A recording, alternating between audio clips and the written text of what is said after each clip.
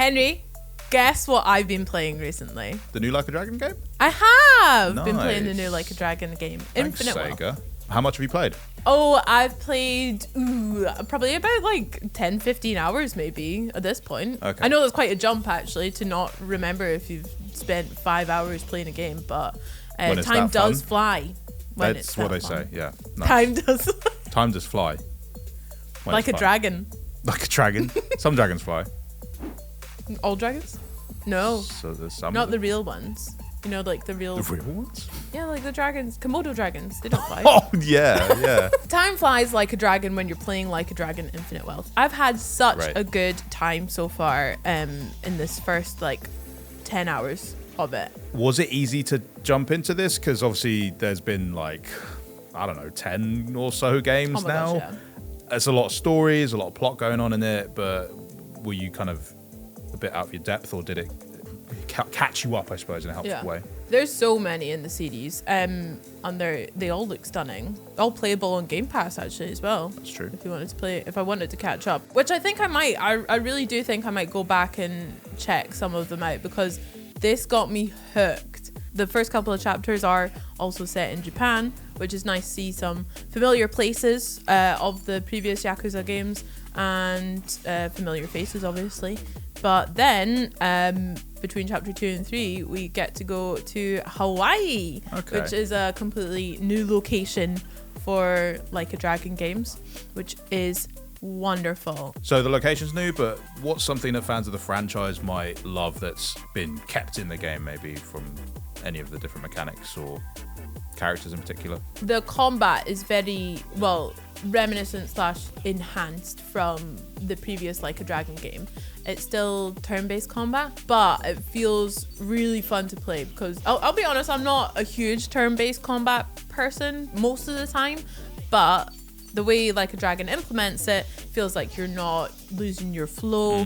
It doesn't feel like it's taking you out of anything because obviously combat is integral to your story beats that you're playing and the missions that you go through, as well as on the streets there's random gang members or miscreants or just bad looking guys that need to be taken down a peg or two. So that's really fun actually, to be honest. Like I really like that kind of combat because it allows you to experiment a bit more, which Like a Dragon is really good for, with that whole RPG leveling element, and that's quite familiar and easy for big JRPG fans to pick up. There's a lot of skill-based options that you can level up characters with and your party and upgrade them with new weapons and new skill moves and stuff, which are some of the most fun to play with. There's like this cool elemental element as well where you can either unlock weapons that have like a fire damage, or one of your party members when you get to Hawaii is Tomi, and he, because he's a taxi driver, has a car battery that he just whips out in combat and like electrifies. That sounds really practical. Yeah. Just hold on a sec, let me disconnect my car battery, and I'm guessing he shocks them. Oh my gosh, yeah. Are you a genius? Oh, nice. One you can unlock later is just a bucket of water. A soapy bucket of water. Oh, like a car wash. Yeah. Right, gotcha.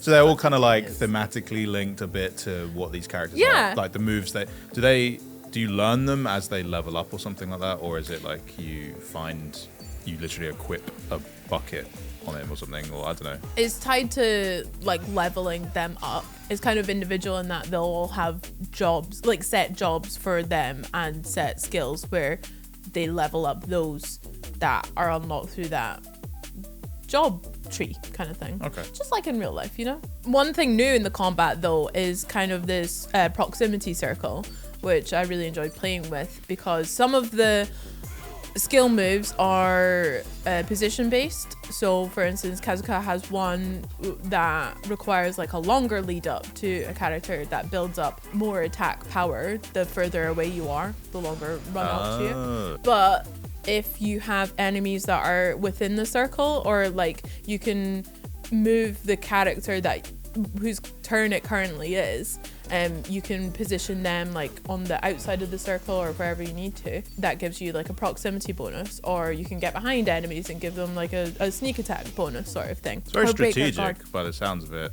Yeah. Like turn-based battles normally are, but this feels like quite a fresh mechanic to bring. I don't think I've ever seen other games do something like this, but even items and stuff you can use to either reduce your enemy's guard or to stun them and stuff, which is really good fun. I'm a big fan of just picking up traffic cones and swinging those, and that's super effective. Yeah, so combat it feels very strategic and really fun to play with, to be honest. Like, if you just want to punch some dudes, then you can, but there's so much more to it to explore, which is good fun. Nice. So combat's got a refresh with some new mechanics added in. We've got a new location. How does it compare to the previous games when you've just been in Japan? Is there still just as much to do, or is there even more, or any new activities brought in? Yeah, I don't want to compare it directly with the previous games because I don't know, I haven't counted how many like activities and mini games, but there's a heck of a lot to do. A huge point of this game that I'm really excited for, but I haven't unlocked it yet, is Dondoko Island. Oh, yeah, they did that whole trailer for that bit. We saw in the trailer where basically Kazuka looks after an island resort, which is basically his dream vacation that he deserves. So I'm hoping to get there soon and explore all of that side of the game. But in the meantime, I'm just having a great time checking out Hawaii with the guys, which is a really important mechanic in the game as well, is this kind of bond system, because the higher your bond with the characters that are in your party, for example, I've talked about Tomi and Kiryu, the higher my bond is with them, they can then do like follow-up moves as well within the turn-based combat that don't cost me an extra turn, basically. Okay, so the more you put into like the social aspect of the game, the more you'll also get out of like other aspects such as combat, I suppose. So that's kind of similar to other JRPGs like Persona, but also kind of in a way similar to games like Cult of the Lamb, which has like two aspects to handle, but they both like reward each other and feed into that loop. So that's sounds pretty satisfying. Yeah, so not only is it like really helpful and integral to the combat, having the bond level like between your characters high, it's just really good fun too, because there's loads of like eateries, there's loads of bars like along the beach that you can go to and have these cute little bonding cutscene moments, or some dialogue options pop up when you find them on the map as well, like almost key memories like unlocking with the party members, which can be really fun. And then you unlock almost a bingo card of friendship, which is how we became friends as well, through bingo, basically. Alongside those helpful bonding activities that you can do with your pals, you can also just do loads of really fun mini games across Hawaii that obviously Like a Dragon is famous for. Even I know the mini games in Like a Dragon, because me and Sam streamed Like a Dragon Ishin, and there was this like chicken racing mini game that we spent like 2 hours straight probably just playing alone. I totally forgot about that. And it was wild. Just wild, but so much fun. But okay, so what's been like the best mini game you've played so far? I've played a bunch of different ones. Some of them I feel like I can't even mention on YouTube because they're just so wild, so you'll just have to play them yourself. But there's the classic karaoke that's really challenging actually. Yeah. Okay. But maybe I'm just bad at it. Who knows? There's also arcade machines, which is really also quite fun, where you can play Sega bass fishing. Yes. Sega fish. I'm in. Bashing. You said fishing, I'm in. But my favorite one probably has to be Crazy Eats. Henry. It's right. What's Crazy Eats? It's easier if I just show you, Henry. Okay. So yeah. Let me fire it up. Here we are. Oh, the colours are gorgeous. Isn't it? It is just nice and sunny all the time. Hello, friend. Another one of my favorite things that you can do is they added segues. That's quite a nice segue into this next segment, I suppose. So it is. Look at this. Even Kiryu's on one. Look at my guy. This might be the only time that someone's looked good on a Segway. Look at the dragon of Dojima. You're so true. You're so true for that. Do you have shoes? No, I got flip-flops on. I'm on vacay mode. Yeah, fair. All right. So So yeah, this is one of the ways you can get around. There's also taxi points, which is really good to just fast travel between some for some dollars cost. But yeah, I prefer the Segway for style. It's so good. It is fun seeing your boys just whipping about behind you as well. Like, you can even actually, I could just go backwards the whole time. So I'm always facing them. Yeah. I like it. Rolling it. Anyway, this isn't the crazy part. Yeah, show me crazy delivery. Here you go. So you can see there's like a pink video game marker down on the map there. Oh, yeah. And that's where you can find the different mini games around the town. What's up, Edgy Bro? You good to deliver? I'm ready. We also get these delivery points like every time you do a level and stuff, or unlock another one to do.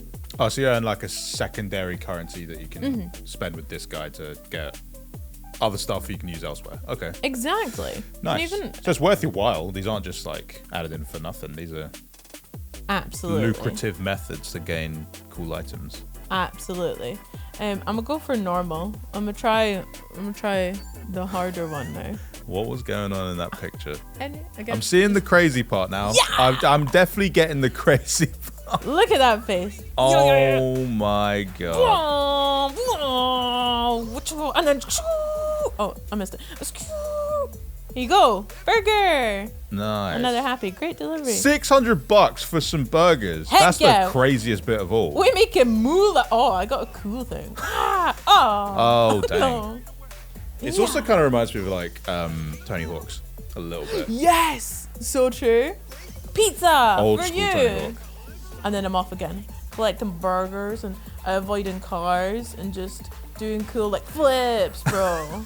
And then, yeah. Oh, I don't have enough burgers for them yet. So okay, there are people waiting around, and you can kind of tell what they want on the minimap. Heck yeah! And then, wait a minute. Wait a minute.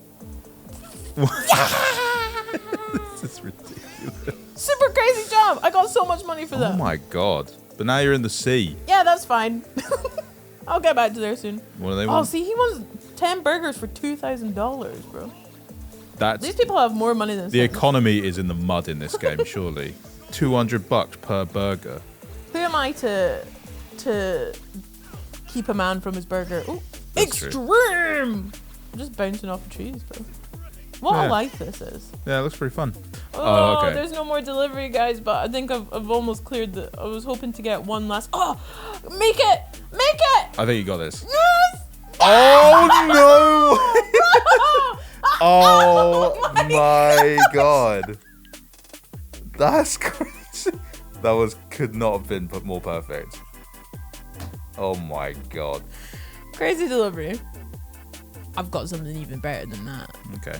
Hard to believe, I know. Even aside from... It feels external. This isn't included in the mini games like element of the game, but is a game within this game. There's so many games within this beautiful game.